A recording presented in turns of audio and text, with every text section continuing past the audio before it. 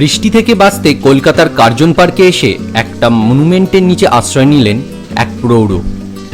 দৃশ্যটা সত্যজিৎ রায়ের পরশপাথর সিনেমার অংশ। প্রৌঢ়ের ভূমিকায় কিংবদন্তি তুলসী চক্রবর্তী। আর সেই মনুমেন্ট আসলে বন্ধ হয়ে থাকা একটা ফোয়ারা, প্যানিওটি ফাউন্টেন।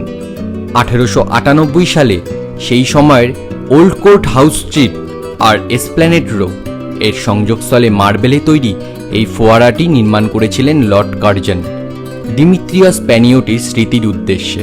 বিখ্যাত গ্রিক প্যানিওটি বংশের দ্বিতীয় বিখ্যাততম পুরুষ। ফলকে লেখা CIE, companion of the Indian empire, queen ভিক্টোরিয়ার দেওয়া অনার।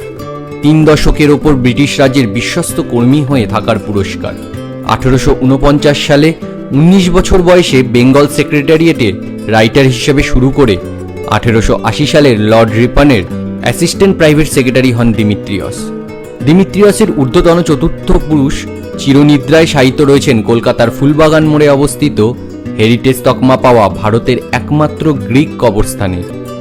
তিনি আমাদের আগের পর্বের মুখ্য চরিত্র আলেকজান্ডার আরিগিরি। 1777 সালে তৈরি হওয়া এই কবরস্থানে প্রথম শয্যা গ্রহণ করেন কলকাতার আলেকজান্ডার। তার এই পিটাপে লেখা, এখানে মহানিদ্রায় শায়িত ফিলিপ্পোপোলিসের গ্রিক বণিক আলেকজান্ডার আরিগিরি, যিনি 1777 সালে 5ই আগস্ট মারা গিয়েছিলেন।